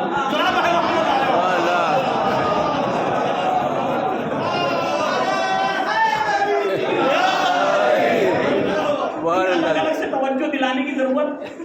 چاپلوس لوگوں نے ممبر کو برباد کر دیا، اور میں چاپلوسی نے ممبر کو برباد کر دیا. خدا کی قسم، ہر وقت چاپلوسی میں لگے. حضور آپ کے لیے کہا یہ شعر، اچھا مولا کے لیے نہیں کہا یہ؟ آپ کے لیے سنا رہے ہیں. کیا ہو گیا آپ کو؟ 4 پیسے زیادہ ملیں گے، 4 پیسے زیادہ ملیں گے. خدا کی قسم فرزند رسول اگر چاہتے تو 10-20 شہروں کی حکومت لے لیتے یا نہیں؟ ابن زیاد جیسے کو 2 شہروں کا حاکم بنا دیا یزید نے، جس کی کوئی وقت نہ تھی معاشرے میں بھی اور کہیں کسی حیثیت سے. فرزند رسول اگر خلافت یزیدی کو شرعی خلافت بنا دیتے بیعت کر کے، تو کہتے آدھی حکومت تمہارے نام، تم حکومت کرو. ہوتا نہیں ہوتا. لیکن آپ کے مولا نے ایک پیغام دیا کہ ہم حکومتوں کو ٹھوکر مار کے اسلام کی بقا کے لیے کام کرتے ہیں. لہذا ہمیں بھی کسی دولت مند کے سامنے جھکنے کی ضرورت نہیں ہے. صحیح، کسی کے سامنے ہاتھ جوڑنے کی ضرورت نہیں ہے. آپ پیغام دیجئے، پیغام قابل قبول ہوگا. تو اگر وہ بلال کی سمجھ میں آ جائے تو بلال قبول کر لے گا. صحیح نا؟ اور ابو سفیان کی سمجھ میں نہ آئے تو وہ انکار کر لے گا. ابو سفیان کی سمجھ میں نہ آیا تو اس نے انکار کر دیا، یا اپنے فائدے کے لیے انکار کر دیا. سمجھ میں تو اس کے بھی آیا اور بلال کے بھی آیا. بلال کا کوئی فائدہ نظر نہیں آتا تھا انکار میں، اس کا فائدہ نظر آتا تھا. کیوں؟ بتوں پہ جو چڑھاوے آئیں گے، نزولات آئیں گی. ہم نے کہہ دیا لا الہ الا اللہ، اللہ ایک ہے. اب وہ ابو سفیان 4 بتوں کا مالک ہے، اللہ تو ایک ہے اسے بھی پتا. اللہ تو ایک ہے اسے بھی پتا.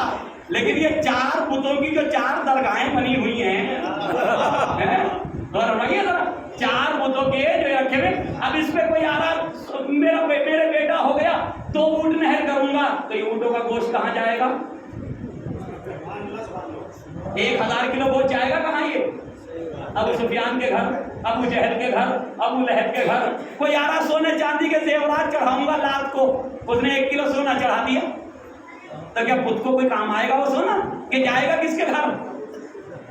جی یہ جائے گا، وہ تو کھاتا بھی نہیں پیتا بھی نہیں، اسے تو کچھ کام اس کو ضرورت ہی نا، تو جا رہا متولی کے گھر، اب وہ اسے اردو میں متولی کہتے ہیں، بڑی آفت بھی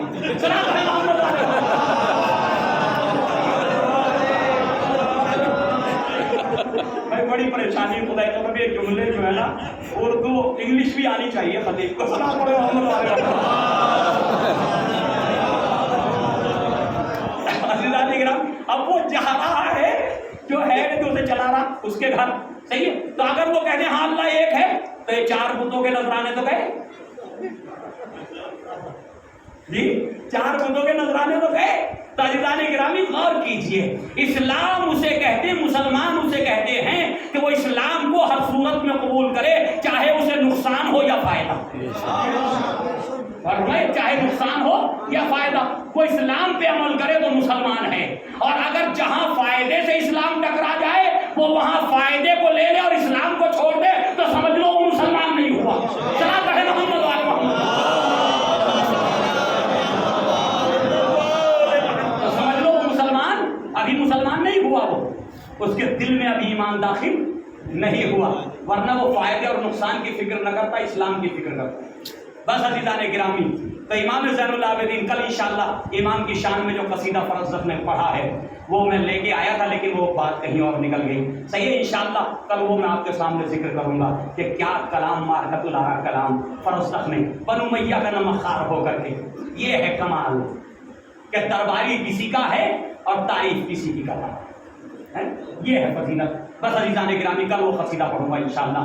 تو امام زین العابدین علیہ السلام نے پوری زندگی 34 سال کربلا کے بعد، کوئی معمولی زندگی، کوئی چھوٹی زندگی تو نہیں، پہلی بات تو یہی تعجب کا مقام ہے کہ 34 سال تک سید سجاد کربلا کے بعد زندہ کیسے رہے۔ آپ تنہائی میں بیٹھ کے سوچیے گا جو جملہ میں آپ کے سامنے رکھوں کہ 34 سال واقع کربلا کے بعد ایک طویل زندگی، ہم نے ایسے حادثات دیکھے، میرے وطن میں بھی ایک حادثہ ہوا تھا، 17 آدمی ایک ساتھ دنیا سے چلے گئے تھے، عزیزوں باقی جو عزیز و اقارب تھے نا ذہنی توازن کھویا گیا، ہوتا نہیں ہوتا، 2-4 عزیز و اقارب بالکل سگے دنیا سے چلے جائیں، ایکسیڈنٹ ہو جائے اور ایک ہی بیٹا بچ جائے 4 میں سے، تو ذہنی توازن ختم ہو جاتا ہے، لیکن اللہ ہے سید سجاد، عظمت سید سجاد، لاکھوں سلام ہو میرے مولا پر، اتنا ہوش اس بیمار کو جو کربلا میں تو بیمار تھا، کوفے میں مسیحا بن گیا، شام میں مسیحا بن گیا، اتنا ہوش، اتنا باعقل و بافراز کہ کوفے کے میں بازار میں کھڑے ہو کے جب خطبہ دینے لگا تو کوفے کے جو رہنے والے تھے، بوڑھے بزرگ جوان بچے عورتیں سب جو ہیں وہ اپنی انگلی دانتوں میں دبائے کھڑے کر دیکھ رہے تھے، کیا کوئی قیدی ایسا خطبہ پڑھ سکتا ہے؟ کیا کوئی قید میں ہونے کے بعد جس کی آنکھوں کے سامنے سارے عزیز و اقارب کے سر نو کے نیزہ پہ ہو، کیا اس میں یہ جرأت باقی ہے کوئی اتنا فصیح و بلیغ کلام کرے؟ ابن زیاد کی آنکھوں میں آنکھیں ڈال کر کے ایسی گفتگو کرے کہ جیسی سید سجاد نے کی۔ عزیزان گرامی، جب ابن زیاد نے یہ کہا خدا بند عالم نے رسوا کیا، ہمارے مقابل آنے والے امام حسین صلی اللہ علیہ وسلم پر اشارہ کیا، میں ایک مرتبہ کہا کہ رسوا تو ہمارا غیر ہوا، ذلیل تو ہمارا غیر ہوا، کبھی ایمان پہ رہنے والے رسوا نہیں ہوتے، ہمارے لیے خدا نے آیت تطہیر کو نازل فرمایا۔ یہ سارے بیانات کرنے کے بعد ایک مرتبہ یزید کہنے لگا کہ کیا ہی اس نوجوان میں اتنی جرأت باقی ہے، اتنا کچھ ہونے کے بعد؟ سوچئے ذرا، ابن زیاد غلط نہیں بول رہا ہے کہ اس نوجوان کو تو وہیں مر جانا چاہیے تھا، اتنا کچھ ہونے کے بعد اس نوجوان میں اتنی جرأت باقی کہ حاکم کی آنکھوں میں آنکھیں ڈال کے بات کر رہا ہے۔ تو ایک مرتبہ سید سجاد نے کہا، جناب زینب نے کہا میرے لال تم خاموش ہو جاؤ، یزید نے کہا اسے بھی قتل کر دو، ابن زیاد نے کہا اسے بھی قتل کر دو، بس جیسی قتل کا حکم دیا شمر آگے بڑھا، جناب زینب کبریٰ قریب آئیں، اپنے بھتیجے سے لپٹ گئی، بھتیجے اور شمر کے بیچ میں آ گئی۔ ایک مرتبہ کہا کہ اگر تم اسے قتل کرنا چاہتے ہو تو پہلے زینب کو قتل کرو، پہلے علی کی بیٹی کو قتل کر دو۔ عزیزوں کو یہ جملے جیسی جناب زینب نے کہے، شمر سے حکم ہوا کہ پہلے زینب کا سر اتر میں جدائی کر دے۔ ایک مرتبہ زید ابن ارقم صحابی رسول اس دربار میں بیٹھا ہوا تھا، ایک مرتبہ کھڑا ہو گیا چیخ کر کے، کہنے لگا ابن زیاد، ہم نے دور جاہلیت میں بھی عورتوں میں ہاتھ نہیں اٹھایا۔ ابن زیاد یہ تو نبی کی نوازی ہے، یہ تو زہرا کی بیٹی ہے، تو عورت پہ ہاتھ اٹھا۔ ایک مرتبہ ابن زیاد کو شرم آئی، کہا کہ رہنے دو۔ بھائی مرتبہ سید سجاد آگے بڑھے، کہا کہ پھوپھی اماں ذرا آپ خاموش ہوئیے۔ پھوپھی کو خاموش کیا، ایک جملہ کہا، اتحدثنی بالموت، یہ ابن زیاد کیا تو سید سجاد کو موت سے ڈراتا ہے، قتل سے ڈراتا ہے؟ قتل ہونا تو ہماری عادت ہے، ہمارے دادا قتل ہوئے، ہمارے جو ہے وہ چچا قتل کیے گئے، ہمارے بابا قتل کیے گئے، اور اس کے بعد فرماتے ہیں کہ قتل ہمارے لیے کرامت ہے، شہادت ہے۔ یہ جملے جیسے ہی کہے تو ایک مرتبہ ابن زیاد خاموش ہو گیا۔ ہاں عزیزو، پھر یہی منظر چند دنوں کے بعد منہال ابن عمرو نے، کوفے کا یہ منظر پوری دنیا کو پہنچ چکا، سارے مسلمانوں کے سامنے تھا کہ کیا کہا تھا سید سجاد نے۔ منہال ابن عمرو آئے اور آنے کے بعد جو امام کو دیکھا وضو کرنا چاہتے ہیں، ہاتھ میں پانی ہے، اشک اتنے چاہیے کہ وہ چلو کا پانی مضاف ہو جاتا اشکوں کی وجہ سے، اور یہ پانی امام پھینک دیتے، دوسرا پانی لیتے، پھر کبھی اکبر کی پیاس، کبھی عمر محمد کی پیاس، کبھی بابا کا 3 دن کا بھوکا پیاسا قتل ہونا یاد آ جاتا ہے، پھر ایک مرتبہ اس پانی کو پھینک دیتے ہیں۔ منہال بہت دیر کھڑے اس منظر کو دیکھتے رہے اور گریا کرتے رہے، منہال امام کے ساتھ میں گریا کرتے رہے۔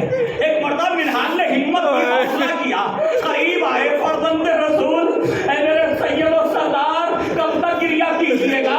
کربلا کو زمانہ ہو گیا۔ بس کیسے یہ جملے کہے سید سجاد تڑپ گئے، آواز دیا تو ہمارے چاہنے والے بھی ہمارے حق میں انصاف سے ہمت ہے۔ اے منہال، ارے یعقوب سے یوسف جدا ہو گئے، علم نبوت سے باپ جانتا تھا کہ بیٹا زندہ ہے، لیکن جدائی میں اتنا غم کیا، اتنے آنسو بہائے کہ آنکھوں کا نور جاتا رہا۔ ہائے میرے 18 فخر یوسف، ہائے میرے 18 فخر یوسف، کربلا کے میدان میں تہے تیغ کر دیے گئے، مجھے لاشوں کے قریب سے ایسے گزارا گیا جیسے ان کے ساتھ میرا کوئی رشتہ ہی نہ ہو۔ اے منہال، ارے میں اکبر کو کیسے بھول جاؤں، منہال میں چچا کو کیسے بھول جاؤں، منہال میں ششواہے کو کیسے بھول جاؤں، منہال میں روؤں تو کیا کروں؟ ہاں عزیز سنیں گے، منہال نے کہا مولا آپ ہی نے تو مجھے ابن زیاد کے دربار میں کہا تھا کہ تو مجھے قتل سے ڈراتا ہے، قتل تو آپ کے لیے کرامت ہے۔ بس جیسے یہ جملے میرے مولا نے سنے، پھر چیخ مار کے رونے لگے۔ ہاں منہال، یہ میں نے ہی کہا تھا، منہال یہ میں نے ہی کہا تھا ابن زیاد سے، لیکن انصاف سے بتاؤ کہ ہمارے دادا قتل ہوئے، ہمارے چچا قتل ہوئے، ہمارے بابا قتل کیے گئے، قتل تو ہمارے لیے میراث ہے، قتل تو ہمارے لیے شہادت ہے، لیکن کیا یہ بھی ہماری میراث ہے کہ جن کی بیویوں کے کبھی سورج نے بھی سر نہ دیکھے، ارے وہی زہرا کی بیٹیاں بے بخلا جانار شام کے بازاروں میں، شرابیوں کے درباروں میں لے جائی جائے، یہ سید سجاد موجود تھا، نبویوں کے سرے کھلے ہوئے سروں کو دیکھتا تھا۔ اے منہال، جب شام کا وہ منظر یاد آ جاتا ہے تو سید سجاد محمد والے محمد کا واسطہ ذکر محمد والے محمد کے ذریعے سے میرے معبود مرحومین درجات میں اضافہ فرما، بالخصوص سامعین کے مرحومین، میرے معبود ان سبھی کی مغفرت فرما، اور وہ مومنین مومنات جو لاوارث دنیا سے چلے گئے جن کا کوئی سال ثواب کرنے والا نہیں ہے، میرے معبود ذکر محمد والے محمد کے ذریعے سے ان کے درجات میں اضافہ فرما، باہلا محمد والے محمد کا واسطہ میرے معبود ایام عذاب بھی باقی ہیں 8 ربیع الاول تک پوری دنیا کے اندر عزاداران امام حسین محبان اہل بیت علیہ الصلوۃ والسلام عزاداری کر رہے ہیں۔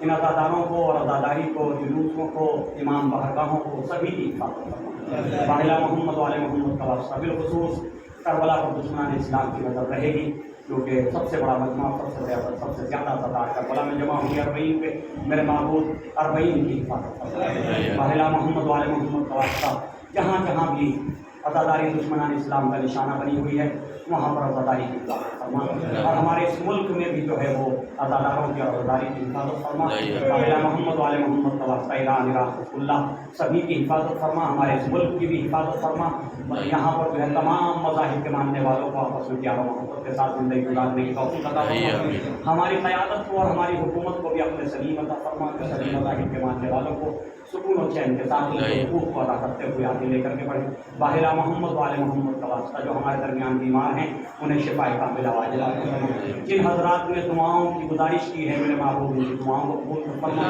اور ان کی دعاؤں کے صدقے میں ہماری دعاؤں کو قبول فرما، باہلا محمد والے محمد کا واسطہ جو بے اولاد ہوں اولاد عطا فرما، جو اولاد رکھتے ہیں ان کی اولاد کو اولاد صالحہ قرار دے، باہلا محمد والے محمد کا واسطہ جو مقروض ہیں ان کے قرض کو ادا کر، جو بے روزگار ہیں روزگار عطا فرما، جو روزگار رکھتے ہیں ان کے روزگار میں برکت عطا فرما، باہلا مصیبتوں سے پریشانیوں سے نجات عطا فرما، باہلا محمد والے محمد کا واسطہ ہمارے امام کے ظہور میں تاکید فرما، ہمارا شمار ان کے غلاموں میں فرما، ربنا تقبل منا انک انت السمیع العلیم، ایک مرتبہ سورہ الحمد اور 3 مرتبہ سورہ اخلاص کی تلاوت فرما کر اپنے مرحومین مومنین مومنات اور شہداء اسلام بالخصوص شہداء کربلا اور اسیران کربلا سبھی کو نیت میں رکھ کر کے یہ سورہ پڑھ لیجیے۔